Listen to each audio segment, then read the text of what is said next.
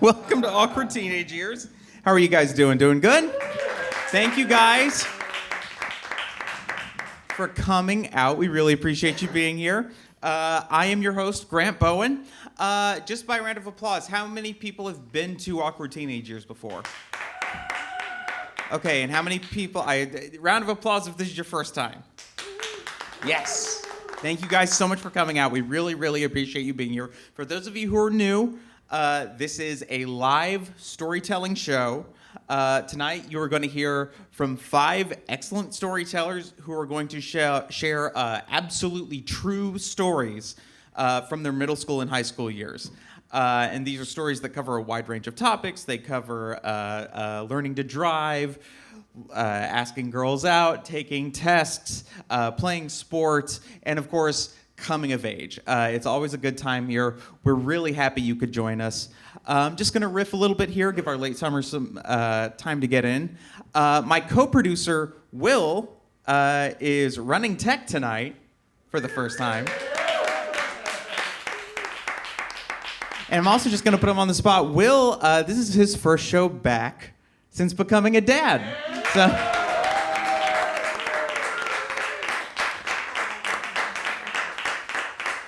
So please, if you see anything go wrong tonight, give him the hardest time you can possibly give him. Second of all, it's funny. My wife had this observation earlier today. We've been doing this show for about 3 years now, which I guess if we were in high school, that would make us juniors. So if next year is our senior year, then that means maybe we'll graduate and we will turn this show into Awkward College Years. And 4 more years after that, we will do Awkward, Unmedicated, Sad 20s Years. And then we'll have a prom. We totally should. Actually, you know what? I'm stealing that. Get the trademark first. Third of all, for those who don't know, we had to reschedule this show from last week because I don't know if you guys noticed that it looked like the end of the world outside last week. We really got concerned about the air quality, so we were really happy that you guys could be here tonight. It's funny, you know, I've since I've been in New York, I've lived through nor'easters, I've lived through a hurricane. I can honestly say I've never in my life seen the outside suddenly look like Mad Max Fury Road. Well, what if we had every storyteller come up and start the show with, "Witness me!" But no, I've never seen anything like that before. I'm from Alabama originally, which means I do come from tornado country, which is kind of a foreign thing to some people, but it's such a regular part of life for where I come from. Everyone has their safety protocols. Everyone knows you go down to the basement and you stay away from the windows. My parents had a little portable weather radio so that we could hear the broadcasts of how things were working out, if it was blowing through, if it was safe to go back upstairs or not. My high school did not have such a great plan. Just to give you the layout here, my high school, part of the campus was just this square of hallways connected to the gym with a big open courtyard out in the middle. It's all one floor. And our game plan for whenever there was a tornado was that we would single file go out of our classrooms into the hall, face the lockers, sit down cross-legged, and just cover our heads with our hands. That's it. That's all that's there. Again, this is one floor, and there is only some ceiling tiles and a metal roof between you and the wrath of God outside, just tearing through everything. And it's just like, I always would dread that there wouldn't be that there would be some kind of tornado in the middle of the day, because I know it's like, I already don't want to be here. I don't want the last thing I did before I died to hear my redneck classmates reading through Hamlet out loud, like, "Oh, what this too solid flesh would melt." I'm like, Jesus, God. Oh, please. Anyway, I think that's about that. Let's get this show on the road. Thank you. Our first storyteller, we're very excited to have him. It's his first time at the show. And he is also a dad. His daughter's turning 3 tomorrow. So give a round of applause to Patrick Holbert.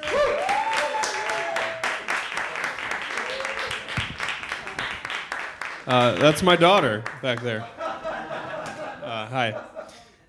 In middle school, my friends and I, we couldn't just go on the internet to find pornography.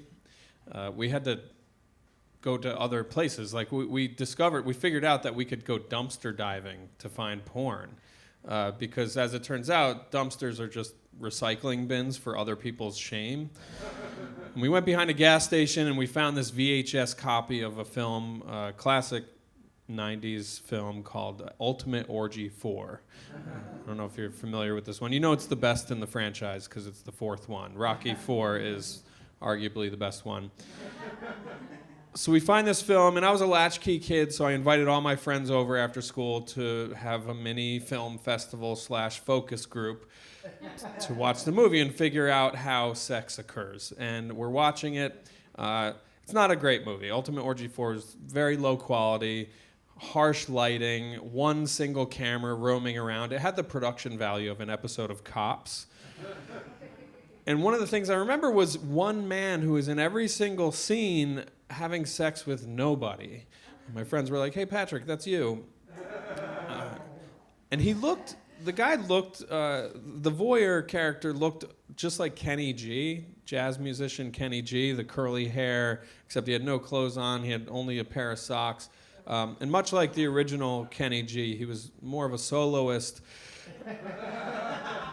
And we're watching this movie, and eventually, and by the way, you in the 90s, you watched as a group. That's how you did it. It would be weird now if you called your friends and said, "Hey, come over, I'm watching porn. I made pizza bites." But that's how you did it back then. And eventually I said, "Guys, my mom's coming home. Everybody's got to leave, but leave the tape because I'm going to do more research tomorrow."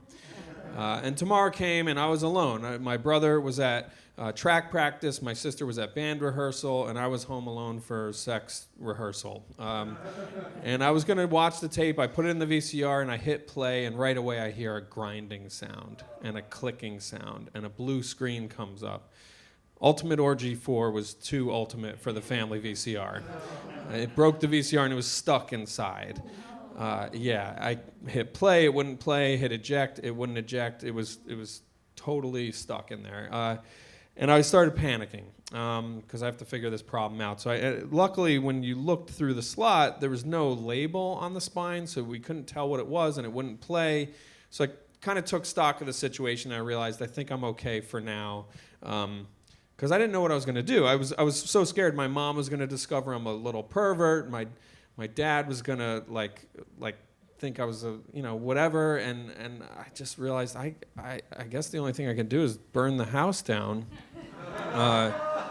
Which I didn't, of course, but my mother came home, and I said to her, I was like, "Hey, I think I caused a problem. I think I broke the VCR. I was watching a baseball game I borrowed from Will Carney." I wasn't a good liar yet. And she said, "Okay," and she said the most horrifying thing she could have possibly said. She said, "We'll have to have your father take a look at it when he comes home." And here's the thing about my dad. I was terrified of my dad. He was an alcoholic. He was an unpredictable guy. He was also very busy. He worked farmer's hours in the morning and barfly hours at night. He would clock in at 5 a.m. and black out at 5 p.m. And I just never knew what he was going to do. And also, he didn't actually ever fix anything. If something broke in our house, it just stayed broken for a really long time, including the family itself. So I just became I started disassociating, basically. I don't know how long the tape was actually stuck in there, but according to the PTSD I still have to this day, I assume it was about 25 years. But yeah, weeks went by, and I was obsessed with this tape that was stuck in there, and I was worried about it. I had so much anxiety about it. And then finally one day I'm home alone after school, And my dad unexpectedly shows up, and he says, I heard there's a problem with the VCR. And he gets his toolbox out, and he leans over it. He's got his tools. He's got a cigarette. He smells like booze, and he's taking screws out. He's taking the cover off. He looks like a bomb tech from Zero Dark 30. And I'm just behind him, hovering, waiting for this thing to blow up in my face. And he gets it out, and he gets the tape pretty quickly, and he passes it back to me, and I shove it up my shirt. And I said, I got to run. I got to return this. It's a very important baseball game.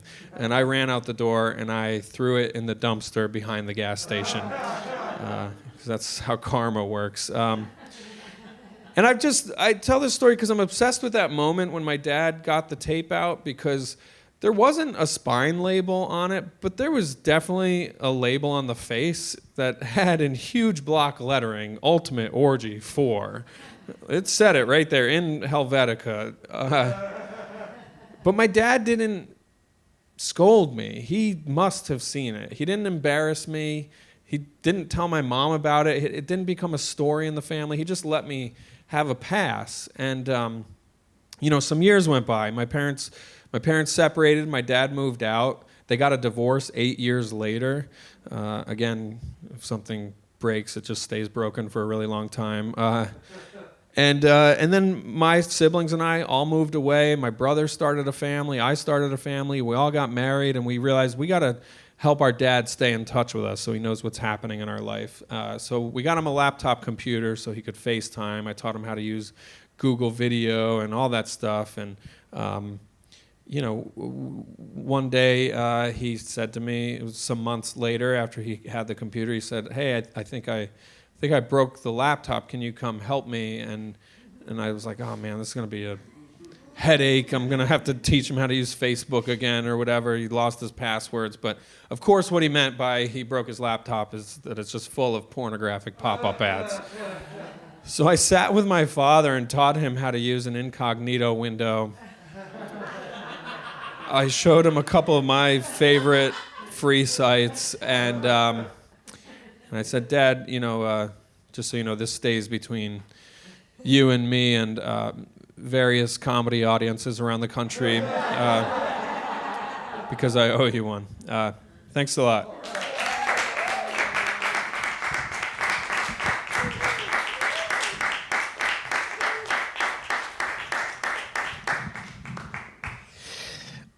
Patrick, quick question. If I wanted to see Ultimate Orgy 4, would I need to see Ultimate Orgy 1 through 3?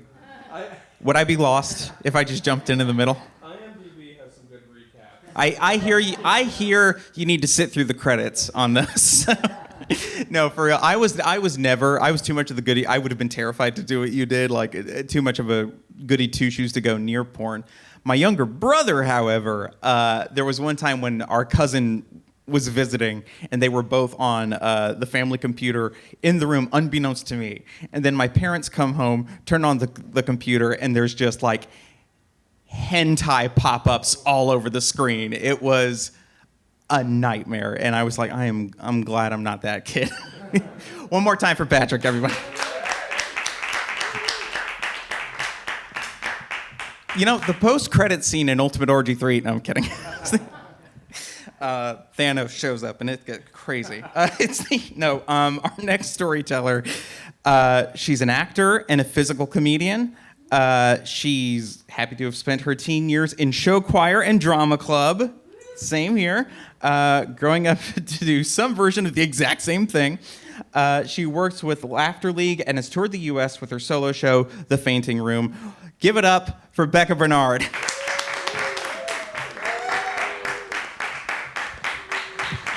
And I'm even shorter. Hey, everyone. Happy to be here. Happy to talk about these really awkward moments. Happy to have grown out of the teenage years. Can't say I've totally grown out of the awkwardness. That might be with me my whole life. So when I was a teen, my family decided to make a big move. Not a big dance move, even though I said I was in show choir. We decided to move from Western New York to south of the Mason-Dixon line in Virginia. It was motivated by my mom, who was a petite 5'4", and she weighed about 110 pounds, and she was perpetually cold. And so she was sick of the 6 foot high snow that we would get in Buffalo sometimes. And a psychic had told her that if she moved to Virginia, it might be awesome. My dad was a college professor of math at the time, and he actually was in a place where he was like, it's good, I can move. I'm excited about a new adventure. Something to know about him is that he loved jokes. He loved the Marx Brothers. Actually, one year for Christmas, I bought him the Duck Soup DVD, and he actually cried tears of joy. He was so happy. He's one of those guys that laughs at his own joke before anybody else can.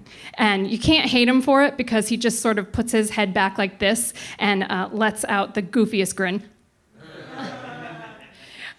So at this time when we decided to move, it was actually an interesting time for me because I had just finished middle school, and I was in a school district that had elementary, middle, and high school all combined. So basically, my reputation was cemented. And I had some hauntings from the past that were gonna follow me. I was in the weird club that I had self-created with my friends and my two best friends, Louise Wasco and Stephanie Peak. We would meet in the playground. I don't know what we would do, except I do know that I was only vice president. I couldn't be the president of this club. My sister was a mathlete, and so that social currency wasn't so great, and people had called me Becca Bernard. So at this point, I was kind of like, oh wait, maybe it's good. It's a good time to have a change. So I was kind of about this move too. But moving to the South was an adjustment. We moved to this little town called Suffolk, Virginia. It had 3 claims to fame. It was the largest city in Virginia, land-wise, not population-wise. It was home of Planters Peanuts, and if you lived there, you were known as a Suffolkian. That was my favorite. I had to learn all of these new words. Instead of saying pop, I'd have to say soda. Instead of sneakers, I'd have to say tennis shoes. Instead of I hate you, I'd say, why, bless your little heart. I quickly learned that I was 2 years ahead in math, but it was complicated because the thing was, back in New York, I was a hairy, shy kid. And here in Virginia, I was the new girl from New York. And so I realized I could have spoken with a Brooklyn accent, but I learned too late, and dang, missed opportunity. So this was the coolest that I'd ever been. I met these 2 friends who were tall, beautiful, super skinny. And at that point, I started to become hyper aware of how I looked and how much I weighed. So I started thinking about what I ate, and I started making decisions where I was trying to eat the lowest calorie food that I could. I would eat 5-calorie whipped cream, pickles, carrots and mustard for lunch, and cauliflower with ketchup. When I would eat anything that was like higher calorie, I would exercise religiously. I was definitely having a problem, but nobody knew, and there were so many things going on. So because my mom, something to say about her, I love her, she's the sweetest and most kind person that I know, but she also has been talking about dying for 40 years. So think Chicken Little meets Eeyore. The sky is falling, the sky is falling. End of the road, nothing to do. Guess no one's coming over to our house for Memorial Day. I didn't want to add to the problem. So one day, I was reading in The Frog. Oh, that's one other thing that they had a name for. It was the front room over the garage, The Frog. So I was reading Lord of the Rings for the 2nd time. Woohoo! So you can go south, but you can't take the nerd out of the girl. But I'm sitting there, so I'm reading, and suddenly I feel this tremendous pain in my stomach. And I try to brush it off. I didn't want to bring attention to myself, and also I was getting to the best part where the Ents talk about the Ent wives. But this pain, it just started to get more and more until I couldn't stand up. And so the rest of it was kind of a blur. I called my parents. They came and rushed me to the ER, and they were worried that I had appendicitis and that my appendix was going to burst, so we had to act fast. In my hospital gown, I remember getting a CAT scan, x-rays. Once they ruled out the appendicitis, I had to just wait and wait and wait until I found out what was going on. Finally, a doctor came in looking embarrassed. I didn't know if she was embarrassed for herself or if she was embarrassed for me and what she was about to say. Soon found out. She looked at me and she said, "Well, the only thing we can say is that you're full of stool." Exactly. I'm like, I don't know what to say. That I'm 14 and I'm really embarrassed at this moment. And so my dad decided to break the ice. So he looks at the doctor and he says, "Well, I had a sneaking suspicion, but I didn't realize a doctor would tell me that my daughter was full of shit." Great. Thanks, Dad. So I don't know if it was the cauliflower or the stress or something else, but I ended up having to leave the ER without knowing what was going on with my body. A week later, I went to the OBGYN and had a sonogram of my belly, and they found a cyst the size of an almond on my ovary. Now, to put it in perspective, the size of an ovary is about an almond. So it was an almond on top of an almond. I think there's like a joke there, but I haven't written it yet. So I left that day. I didn't solve my problems, but I left with two gifts. The first was that I had a prescription for birth control to help regulate the cyst, which meant that I never had to have that awkward conversation of, "Mom, Dad, can I go on birth control?" And the second was that I understood, even if someone tells you that you're full of shit, you can always get a second opinion. Thank you.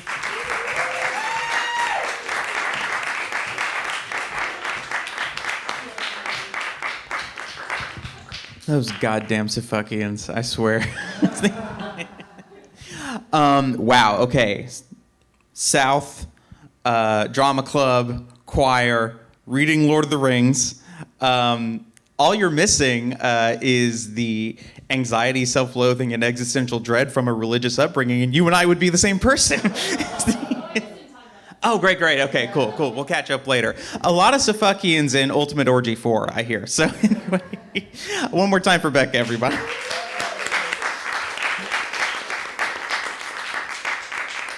All right, our next storyteller. It's our man in the booth.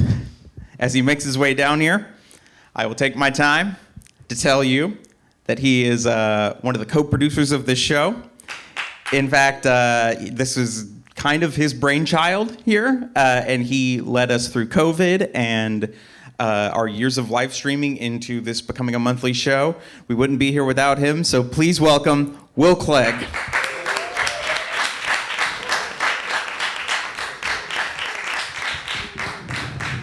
Hey, everybody.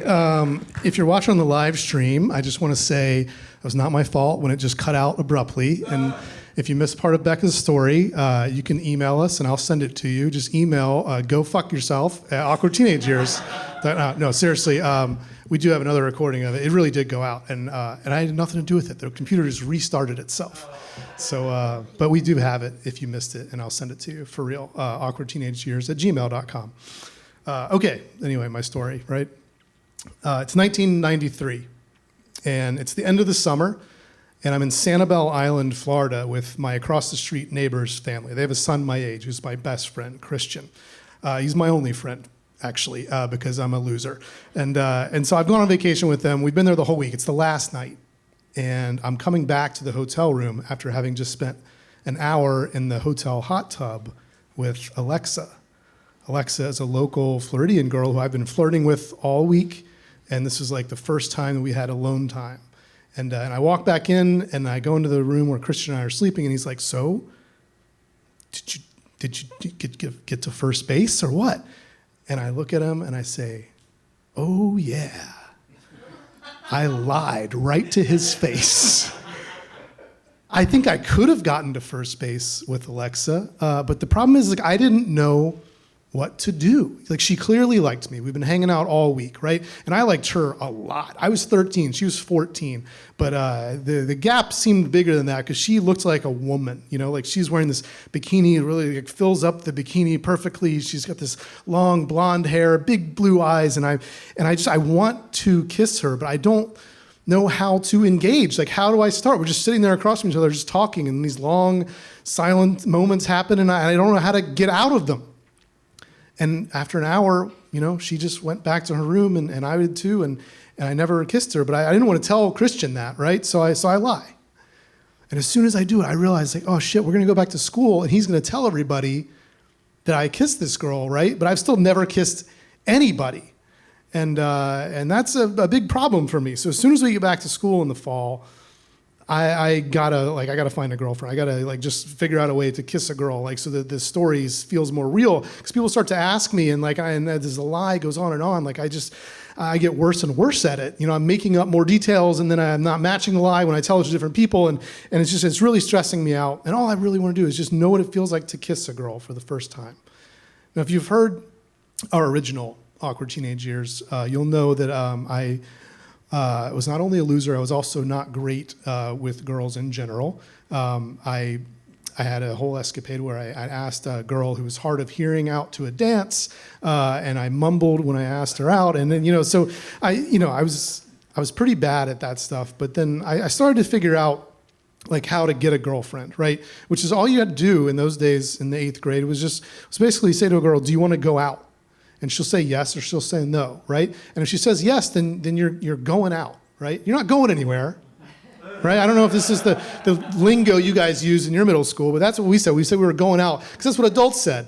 But we didn't go anywhere. We'd be dating for a week, and then we'd break up, and then that would be it. And I got good at that, right? I was good at like flirting and calling them on the phone and talking all night, and maybe even holding hands, right? But if it came time to make a move, I still didn't know what to do. It was like that catch-22 of, you need the confidence of having some experience, right, in order to be confident. But like, if you don't have the experience, like, how do you get it? And so I had this one new friend, Jeff. And Jeff had just transferred in from another school. That's how I got him to be my friend. And his old school was a private school across town. And I'm telling him about my girl troubles, and he's like, "Oh, I know the perfect girl for you. Her name is Kate," right? And Kate, I actually know from growing up, but I didn't know that she is apparently the girl who makes out with everybody. And she's currently single, according to Jeff, right? So Jeff loves instigating things. As soon as he like sees a way into this, he's just all over it. If you've heard my story about my first fight ever, he also engineered that one. So he calls Kate, tells her that I'm interested before I've asked him to do that. Just takes it on his own to do it. And then she's single, and she's like, "Oh, I know Will, he's cute," right? So then I see her at a birthday party a couple weeks later. I chat her up a little bit. We're very flirty. I ask for a number. She gives it to me. And so, okay, I know how to do this part. I start to call her, and we're chatting on the phone in the evenings about our different schools, and she's complaining to me about her ex-boyfriend a lot, and I'm thinking, like, this is going pretty well. So we set up an actual date. Now, 13 years old, I'm not allowed to go out on dates, right? So we have to make it a group date. So it's like me and Kate, but also Jeff and Becca and Adam and a bunch of other people who are all going to a movie together. But then I've been on these dates, right, where I'm not the one who's actually on the date, like I'm one of the other people. So like the two people who are on the date sit in the front row, right? And then everybody else sits like 3 rows behind them, and they get to watch both the movie and the date in progress, right? It's like a double feature. But I've never been the one in the couple before. And so we get tickets to go see Ace Ventura, classic romantic movie, to take a date to. And Kate and I sit up front, everybody else sitting back behind watching us. And I'm feeling good about this because like Kate's got this reputation. Now, I don't know if any of it's really true, right? I mean, there's even a rumor that she had sex when she was 12. And I don't believe that. I don't think anybody really believes that. But I don't know. Maybe. I mean, she's definitely made out with a couple of people that I know. So I feel like she's going to know what to do. And maybe I won't have to like take the lead necessarily, right? But, sure enough, 15 minutes into the movie, we're just kind of both sitting there. And she's not doing anything. I'm not doing anything. And I can feel the tension in the rows behind me. They're waiting for something to happen. And so I reach out and I put my arm around her, right? And she kind of snuggles into me a little bit. And this is like in February, so it's nice and cold out. She's wearing this green fuzzy sweater. It feels really nice against my arm. And I'm like, okay, this is something. This has never happened before. And then I turn towards her. And I've tried this move before too, just turning towards the girl and just waiting. And that never works. But then Kate looks up at me at the same time, and then she just kisses me. And I am unprepared for what happens. She just shoves her tongue immediately into my mouth, right? And it feels like strong and warm and soft all at the same time. And she's like fighting my tongue, and I am just utterly confused. And then it occurs to me, I got to fight back, I guess. This is what we're doing. And we're just, twisting our tongues around. And then I hear from a few rows behind me, Jeff going, all right, Will, because he's got to take some credit for this thing that he's engineered, right? And then I find my groove into it a little bit, like where you stop, fighting so much and dancing a little bit. And then I don't know if it's been like 2 minutes or like 20 minutes, but thankfully I've already seen this movie, and then we pull away from each other, and she smiles and snuggles back up on my shoulder, and I think, all right, I did it. I popped my kiss cherry, I think. And we don't talk or kiss or anything for the rest of the hour and a half movie. We just sit there snuggling. I'm feeling so proud of myself. I can feel Jeff beaming down from behind me. And then the movie's over, and we all go our separate ways. And then a couple nights later, I try to call Kate, and she doesn't come to the phone. Like, her mom tells me she's busy, Okay, fine. And then a couple nights later, the same thing happens again. And then I see Jeff at school the next day, and I'm like, I thought everything was pretty cool with me and Kate. Like, what happened? And he tells me that actually she got back together with her ex-boyfriend once he found out that she'd made out with me at the movies. And I was okay with it. To be honest with you, I think we both got what we wanted out of that interaction. She made him jealous. I got my first kiss. And then, that's the end of the story that I just wrote this morning. So, thank you.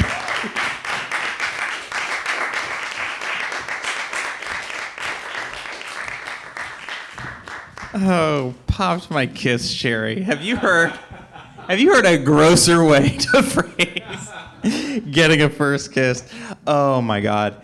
It's very, it's funny when you hear enough first kiss stories, I feel like it's a very similar thing, the all-out mouth war for sure, because that's my observation. It's just a running thing. So Will is producing another storytelling show this month. It's going to be on Saturday, June 24th. It's called Will Clegg and Friends. Will, what time is it? 7 o'clock? 7:30. It's going to be 7:30 right here, right? Great. We're going to have some great guests on there. I will be part of the lineup that night, and you'll see what it looks like when I prepare. So give it up one more time for Will, everybody.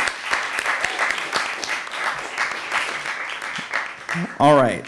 Our next storyteller, when my notes unlock, she's told stories across the U.S., including the Moth Main Stage, NPR, and the WGBH TV series Stories from the Stage. She is also the author of the NYC-based memoir Fish Out of Agua. We're really excited to have back Michele Carlo.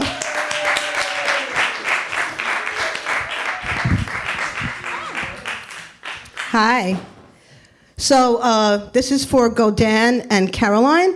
They've been projecting teenage pictures behind us the whole time, and this is mine. I have the same, I'm 16, maybe 17. I have the same wild red hair. It's a bit longer. I'm wearing this weird plaid sweatshirt that has the kangaroo pocket in the front, and blue jeans. I have a smoking hot manicure. and I'm clutching a bottle of Heineken. And I have this defiant look on my face that basically says, don't fucking tell me I can't drink. Yes, I was that kid. And I have to say about this story, the events in this story are true, but some of the circumstances around them had to be tweaked to protect the not so innocent. When my best friend, Nikki Boom Boom, was about to turn 18, she wanted to have a huge party in the schoolyard where we hung out. She went around, this was in May, she went around to like every different neighborhood, playground, schoolyard, street corner, inviting kids for her epic 18th birthday, which was going to be in July. And she made no bones about what she wanted from us, her best friends, the Gang of Four. She wanted an ounce of Acapulco Gold. Because Nikki Boom Boom was a giant pothead. And she was like, she hinted. She was like, yeah, well, that would be nice. That would be nice. Wouldn't it be nice? Wouldn't it be nice? Now, there was one problem with that. Because the three of the Gang of Four, which was me, Janie, and Dawn, we're like 16. We don't have jobs. Well, I had a job. I worked at Macy's in Parkchester in the Bronx, where I grew up, like in the toy department, but I made like, what, $1.65 an hour? Because this is the 1970s, people, you know. So like, you know, do the math. Like, and when I got paid, I had to give my father like half my check because, as he said, you spend all the time on the phone, Michelle. So, you know, like, where's this money going to come from? So we have a little bit of time because it's like May going into June, and we're like, well, what are we going to do? How are we going to get this for Nikki? And we're talking about like maybe we should like sell things, but like, what are we going to sell? And then, I don't know. And then Janie comes up with the best thing. She goes, well, I know how to get the money. We'll sell drugs. And I'm like, oh, great. And where is we supposed to get these drugs? And this is when the part where Dawn was just like, all right, I'm out, bye. She just leaves. And I'm like, where are we supposed to get these drugs? And she's like, well, they don't have to be real drugs, Shell. We'll make them. And I'm like, all right, we're gonna make drugs, Janie. All right, cool. And then she goes, didn't you ever take beet acid? And I was like, holy shit. Yes, I have. Because I remembered, because like, you know, back in those days when you would get acid, sometimes you wouldn't get off. And like, you know, it would just be beat. It would call it, it would be beat. And I remember going to see Led Zeppelin, and I spent $3 whole on a tab of supposed to be like orange double-barrel mescaline, and I did not get off. And basically, Led Zeppelin is not the same if you just have like a half a beer because they won't serve you because you're underage. And I'm just like, oh, God. No, they were great. And I'm just like, they were great. No, there was Led Zeppelin, people. It was fucking great concert. But, so I'm just like, fake acid. Hey, maybe this could work. But then we're trying to figure out what kind of fake acid we're going to make. Well, we can't make double orange barrel sunshine because, okay, first we thought that maybe we could get those St. Joseph aspirin for children because they were orange and they were small, but then they like taste like oranges and like, no, people are not going to know because we're kids. We take children's aspirin still, you know? We're not old enough for grown-up shit yet. Grown-up shit yet. And then there was window pane acid, but then that kind of looked like shrink-wrapped dry cleaner bag, and we couldn't figure out how to do that. So the only thing to do, as Janie said, Shell, we'll make blotter acid. That's how we do it. And I was like, huh? And she's like, get the graph paper from your art class. I'll get the eyedropper from my grandma's medicine. We'll figure it out. And I'm like, well, God, this could work. So like I steal all the graph paper from my art class and I take the X-Acto knife and she gets the eyedropper from like her grandma's medicine and we practice eyedropping different kinds of colored liquids on graph paper to see what makes the best stain because that's what blotter acid was. It was like a piece of paper with a colored stain on it. And the best stain that looked the most authentic was Fanta orange soda. So we basically just dropped all these eye drops of Fanta orange soda on the graph paper, and I was the one that had to cut it out because, of course, Janie was the idea girl, right? And I was the technician. And I remember cutting myself so many times, and one time the blade came out of the X-Acto knife, and it went in my leg, and I had to pull it out. And this happened many times because I went to art school, went to SVI, I had many acts, but this was like, ow! And then, okay, so we finally had like 30 tabs of blotter acid, and then we were going to sell them at the deep discount price of $1 each because acid usually costs $3. So we're like, yeah, it'll be great. We'll sell 50 tabs. We'll get the ounce of Acapulco Gold for Nikki. It's a win-win. We have like 6 weeks to do it. So business was not so good. We sold maybe like 4, 5, 6, 7 hits. And then people would come back and they would say, hey, it wasn't that good. I really didn't get off, you know. And we'd be like, oh, well, you know, maybe something bad happened, whatever. And then we would like, you know, what are we going to do now, right? But then Pink Floyd was coming to town. They was announced on WPLJ, Pastor J radio. And all of a sudden, we started getting repeat customers and more people. Well, you know, I only really got off for 10 minutes last time, but hey, it's $1. I'll buy one. Oh my God, it's $1? I'm going to buy 5. This is when the nightmares started happening to me. Because this is the 1970s, people, and these were the days where, like, there were all these, like scared stories about drugs, like Go Ask Alice, and, like, stories about people, like, jumping off of buildings because they were on acid and they thought they could fly. And then there was this girl called Karen Quinlan who took, like, 3 Tuinals and drank a bottle of vodka, and she was, like, a vegetable for, like, 25 years. And, you know, it was, like, serious stuff. This stuff was, like, pumped into your head all the time. And I started having these nightmares because, like, well, what do you mean? Wait, they took my fake acid and then they got off for 10 minutes? What happens if they take the fake acid and they think they're Superman and drove the building? That makes me a murderer. Oh my God. I'm like, and I go, Janie, I can't do this. I can't do this no more. I can't sleep. I'm having dreams. And she goes, why are you being such a pussy, Michelle? If you don't want to do it, I'll do it. And she took it over. And she goes, anyway, you don't know where to get weed. I know where. I know people. And I'm just like, fine. So I divorced myself from this. And then she sold all of it. She sold all the 50 tabs we made. And then Nikki's birthday is coming, and like Janie's like, you know, do you want to come with me to get the win? I'm just like, no, thank you. So she goes, that's okay, because I know people. I'm going to the Huntington, which is like this place in Pelham Bay Park where like all these like serious like drug people, like scary dudes hung out, and I was like, I don't want to go there. So anyway, so the birthday happens.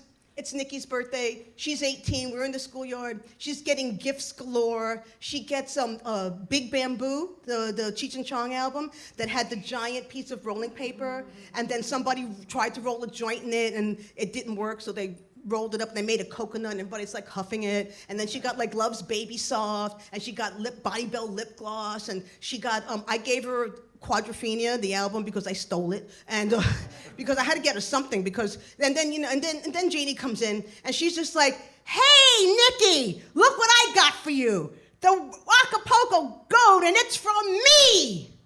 And I'm just like, from you? Wait, I'm not saying anything. I'm like, wait a second, wait. How is this from you?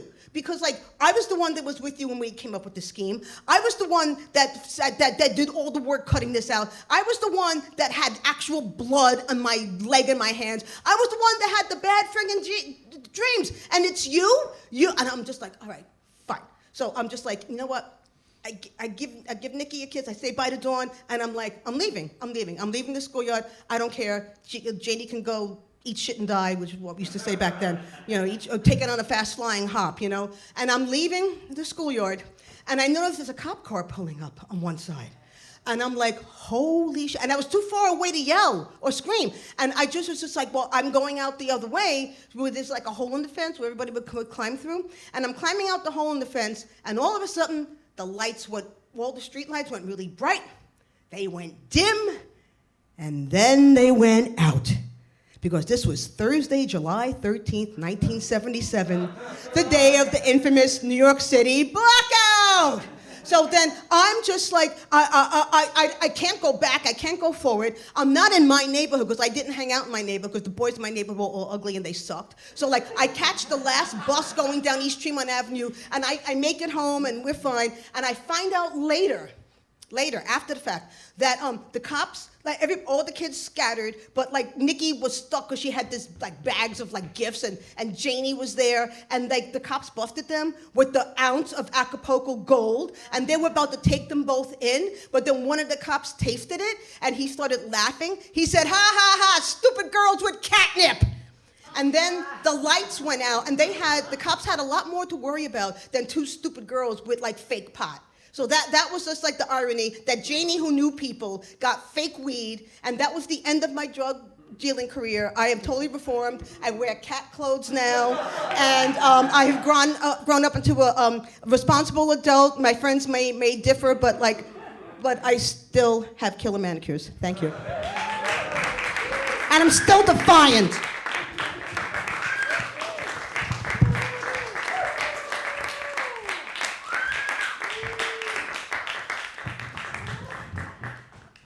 You always know when it's a Michele Carlo joint. You really do. It's amazing. Acapulco Gold. That is truly incredible. So the exact date of the blackout was July 13th, 1977. 1977. Man, I hear stories about New York in the 70s, and I just feel like I really missed out. I really did. True. Oh. It wasn't that fun. I took the bus, and it let me off at about 5 blocks from my house, and I had to walk, and I remember walking past the stores in Washington Square, and there were people with shotguns in front of their stores, and I was just like, what the fuck? You know? I did not miss out. One more time for Michele, everybody. She lived. She made it. She's here tonight. All right, have you guys been having fun so far? All right. Before we bring up our last storyteller, we got a little bit of housekeeping we do. Because maybe you've been listening tonight, maybe you thought, oh, this makes me think of, maybe you're a storyteller, maybe you're not, but you think, oh, this makes me think of something that happened to me when I was in high school, when I was in middle school. Maybe I have a story I'd like to share. Well, we are very interested in hearing it. If you'd like to be on our show, you can send us a pitch, just 2 or 3 sentences of what your story's about at awkwardteenageyears@gmail.com. We are always checking, always looking for new people. We've had people on here who have never told a story before, ever. We're always fascinated to see what people want to share. And if you want to stay up to date on future shows, any sudden error-causing or error-resulting scheduling changes, I can talk. You can follow us on social media. We are on Instagram at Awkward Teenage Years. We're on Facebook, also at Awkward Teenage Years. We have a Twitter. The bird is dead. I don't know how else to tell you. We didn't feed it. We didn't take care of it. But the bird is there. It's dead, if you want to look at it. And if you want to get a sense of some of the other stories we've had on our shows, we've been doing this, like I said, since 2020. We did it here at Under St. Mark's just a little bit before, the whole world shut down. And then we did it as a bunch of live streams online for a bit before we came back with live shows. Almost all of those shows are on our YouTube channel at Awkward Teenage Years, so check them out. We've had some terrific guests on with some really fascinating stories. You're really going to like what you see. And with that, let's bring out our final storyteller. Our final storyteller is a comedy writer and a performer who has published over 20 humor articles on popular websites like McSweeney's and Points in Case. He's appeared on PBS World Channel Stories from the Stage, 2 veterans here tonight. And his story was featured on The Risk episode that just came out yesterday. So check your podcasts for that. Please welcome Hunter Gardner.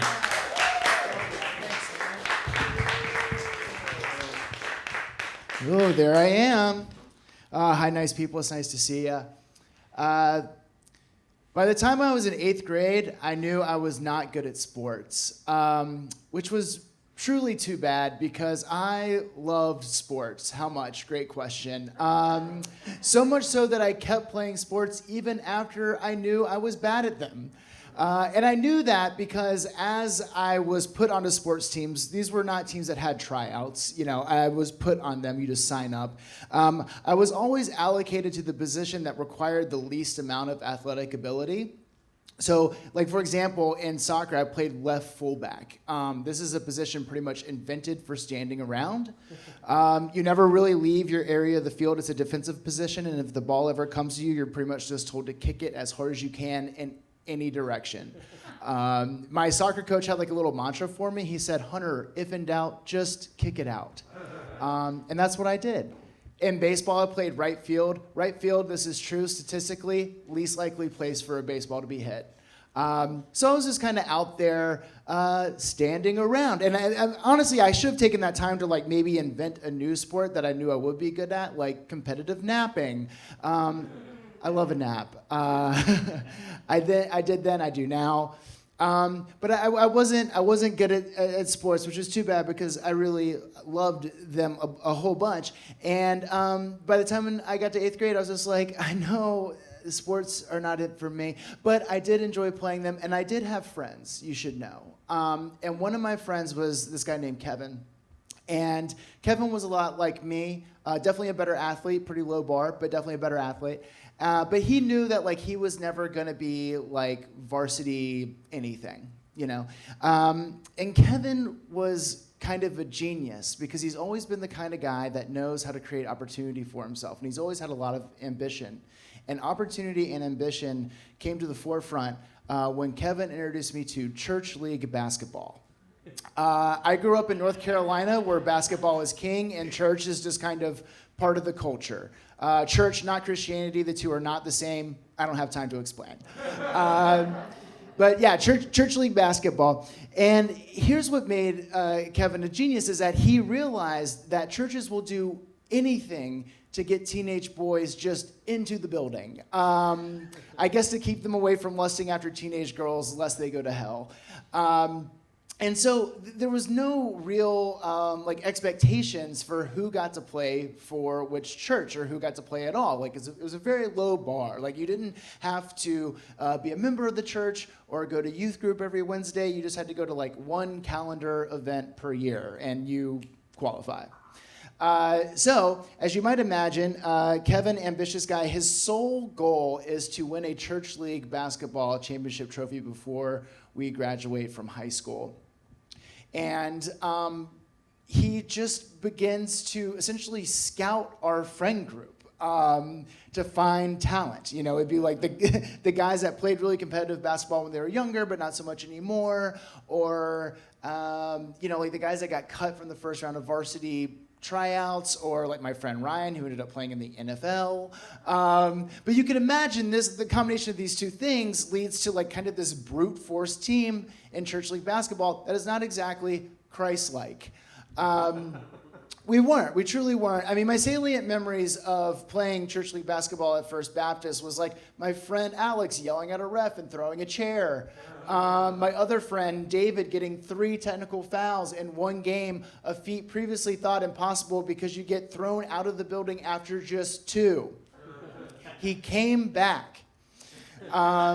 There was the one year that Kevin got a teacher from our high school to be our coach. This guy was like maybe 5 years older than us. So we would just show up to the games on Saturdays and all just like be hungover together, you know? We were like the bad news bears of church league basketball, but we were actually getting pretty good. Most of us were getting good. I was not. I was definitely the worst player on the team. Here's the thing about when you're the worst player on a team is that you are on a team, but you're not really a part of the team, which is all I really wanted. But I was the worst player on the team. I remember one time at practice, my friend Chris told me that, Hunter, they call it a jump shot because you're supposed to jump when you shoot. I don't know. I guess I thought like jump shot was like some like quaint colloquialism, you know? Like when people say straight from the horse's mouth or I run for pleasure. But by the time sophomore year comes around, it really could be our year. You know, we have a pretty good team, and we're very focused on trying to win this championship. I know my role, you know, which is to pass a lot. I'm not really like tugging at the coach to like put me in or anything. In fact, one time the coach tried to put me in, and I said no. You put in Chris. He jumps when he shoots. But it's sophomore year, and it's late in the season, and we're kind of a dark horse. Like, we really kind of have a shot this year when the playoffs come around, you know? But we're playing College Park Baptist, who's just like the team that's stacked with seniors, clear number 1 seed come playoff time. And come fourth quarter, maybe like 4 or 5 minutes left, it's pretty clear that we're not going to win this game. You know, we're down like 13 or 14 points. And the coach decides to put me in, which I think is an act equal parts kind and cruel. He puts me into the game, and in that moment, I just like feel angry because I want to win so badly, and here are these guys, and they're beating us, you know? And I was just like, you know what? You might be able to beat us, but we are going to stand up to you. In that moment, I decided I'm going to show you what FBC basketball is really all about. I'm going to be the best warm body that I can be. I'm going to be a bruiser on a crusade, a brusader. And this guy from College Park Baptist, he gets on a fast break and he goes to put up a layup. His arm I would describe as an American grizzly bear. And I just beeline straight toward him, and I all out tackled this guy. Let's take his feet from right underneath him. He hits the ground hard. A whistle echoes out. The referee ends the game with 4 minutes left in regulation out of mercy. For who? It's hard to say. The game is over, and me and my teammates are sitting on the bench, and the pastor of First Baptist Church, who I should mention is Kevin's dad, comes over, and he says that he's made the decision that First Baptist is not going to be able to participate in the church league playoffs this year. And the wind is just sucked out of me, and I'm just like, why? Why did I do this? I mean, the stakes could not have been lower because this was a church basketball league where not everybody could get a championship trophy, but everyone did get to go to the playoffs. And I've done this thing that has gotten us kicked out of the playoffs this sophomore year. We're only going to have a couple more chances to even try this. I've blown it. I've done the worst possible thing I could do. And the pastor, Kevin's dad, tells us how disappointed he is, and he walks away. But when he does, my teammates turn to me and they're like, dude, that was awesome. According to them, I had embodied the true spirit of an FBC basketball player that day. And finally, I was a part of a team. A couple years later, senior year, we win the church basketball trophy. Kevin still has the trophy. I still have my church basketball uniform tucked neatly into my sock drawer. I take it out every once in a while if I'm going to go for a run or like play a pickup game of basketball. But as you might imagine, it's not very often. It is, however, very comfortable to nap in. Thank you so much. I'm Hunter.